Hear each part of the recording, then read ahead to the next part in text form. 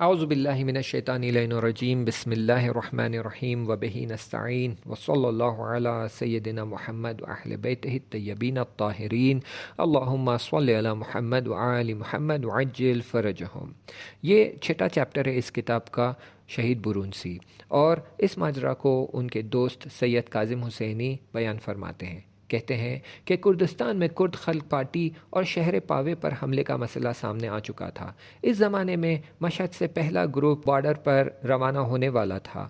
فوجی خوشی سے پھولے نہیں سما رہے تھے، کوئی رکنے کی بات نہیں کر رہا تھا، سب صرف جانے کے بارے میں سوچ رہے تھے۔ پریشانی تو تب شروع ہوئی جب رستمی صاحب نے یہ خبر دی کہ ہمارے یہاں سے صرف 25 لوگ ہی جا سکیں گے۔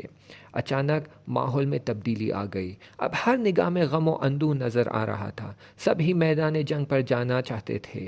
آخرکار رستمی صاحب نے کہا، ہم ان 25 لوگوں کے نام قرعہ اندازی کے ذریعے طے کریں گے۔ سب کے نام لکھے جانے لگے۔ میں ہال کے ایک کونے میں عبدالحسین کے ساتھ بیٹھا ہوا تھا۔ اب میرے جانے کی کوئی امید نہ تھی، مجھے نہیں لگتا تھا کہ اتنے سارے لوگوں میں میرا نام آئے گا۔ یکایک رونے کی آواز سن کر میں چونک گیا۔ میں نے فوراً عبدالحسین کی طرف پلٹ کر دیکھا، ان کا چہرہ آنسوؤں سے تر تھا۔ میں نے تعجب سے پوچھا، رو کیوں رہے ہیں؟ انہوں نے روتے ہوئے جواب دیا، کہیں ایسا نہ ہو کہ قرعہ اندازی میں میرا نام نہ نکلے اور انقلاب کے مخالفوں سے جنگ کرنے کی توفیق سے میں محروم رہ جاؤں۔ میں حیران رہ گیا تھا، اتنا عشق و خلوص انسان کی سمجھ سے باہر تھا۔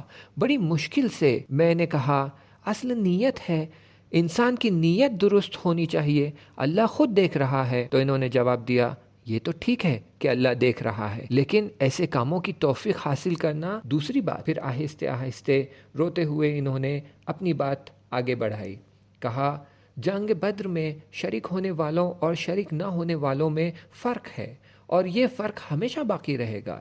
اس زمانے میں بھی بہت سے لوگ ایسے تھے جو جنگ بدر میں شرکت کرنا چاہتے تھے، لیکن ان کو توفیق نہیں ملی، یا تو وہ اس وقت مدینہ میں نہیں تھے، یا بیمار تھے، یا بہرحال وہ کسی بھی وجہ سے جنگ میں شریک نہیں ہو سکے۔ وہ خاموش ہو گئے، پھر میری طرف دیکھتے ہوئے بولے، قیامت کے روز جب بدر والوں کو پکارا جائے گا تو صرف وہی لوگ آگے بڑھیں گے جو جنگ بدر میں شریک تھے۔ سب کے نام لکھنے کے بعد قرعہ اندازی شروع ہوئی۔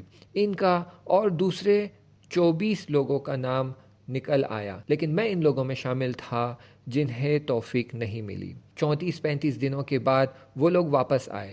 ہم لوگ ان کے استقبال کے لیے گئے۔ لوگوں کو پہلے سے ہی معلوم ہو گیا تھا اور سڑک پر بھیڑ ہر لمحے بڑھتی جا رہی تھی۔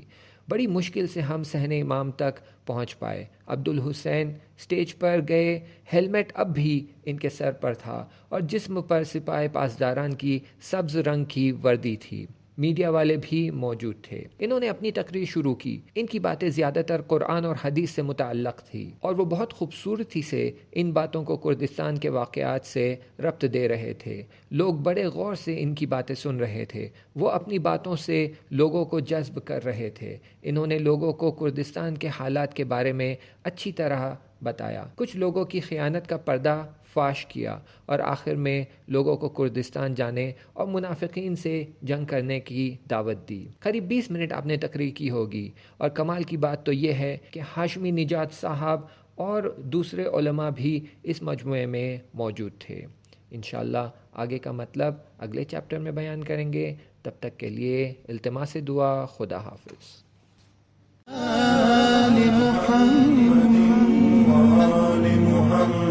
اللهم صل على محمد وآل محمد اللهم صل على